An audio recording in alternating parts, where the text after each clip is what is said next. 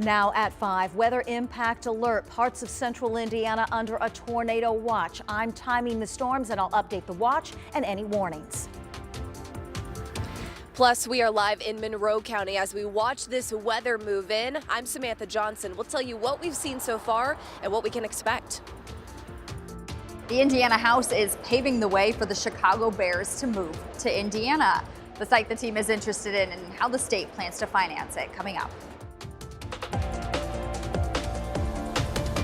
Good evening, everybody. We start with a live look at radar as storm systems are starting to move into Indiana, as you can see right there. Right now, we know the tornado watch has expanded to more central Indiana counties, including right now Johnson, Morgan, and Shelby. A lot to get to on a busy evening. Thanks for joining us. I'm Dustin Grove in for Anne Marie, who's at the Olympics. And I'm Felicia Lawrence. So we got to get right to Angela Buckman. She's been tracking the system all afternoon. And what are we seeing now? You're right. It was expanded north to add a few counties.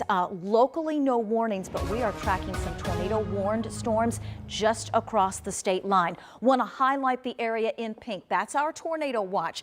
Greenwood, Morgan County, into Shelbyville and Shelby County, and points south included in that tornado watch. You can see the warnings just across the state line. Several tornado warnings at this hour. Tornado watch for us until 9 p.m. We kind of dive into the northern sections of Greene County, and this cell here, National Weather Service did have a severe thunderstorm warning on it for the potential of hail. That was set to expire at 5:30. It was canceled ahead of schedule, so that's a little bit of a good sign. Want to show you the movement of these thunderstorms racing north and northeast.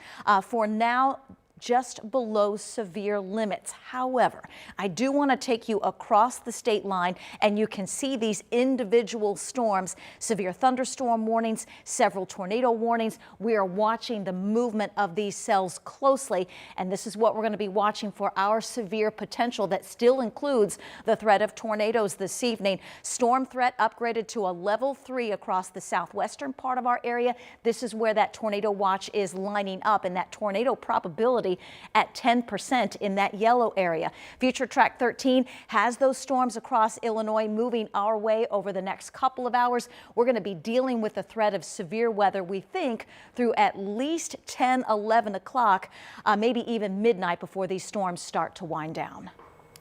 All right, Angela, thank you so much. And as we monitor this weather tonight, we have crews all across central Indiana. Right now, the focus is really on the southwest part of our area, as Angela just mentioned. So we want to begin with Samantha Johnson. She's live to the south. I believe you're near Bloomington, right, Sam? What are you seeing?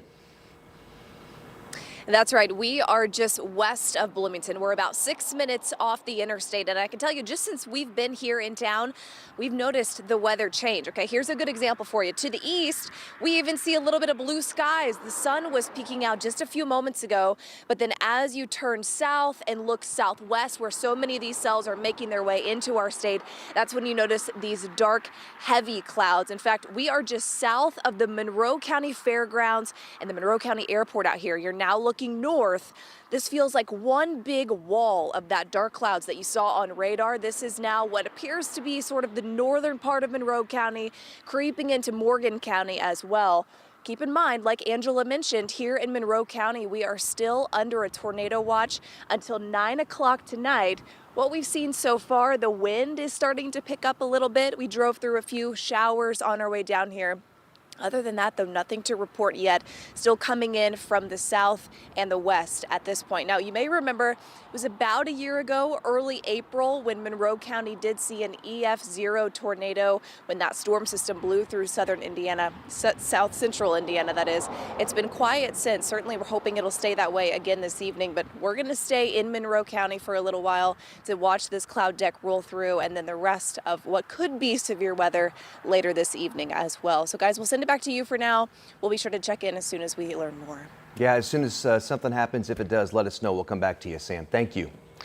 Indiana's Department of Homeland Security is keeping an eye on this severe weather and has some helpful information so you can stay safe in it. And they say this is really an opportunity to remind all of us of the danger that severe weather can pose.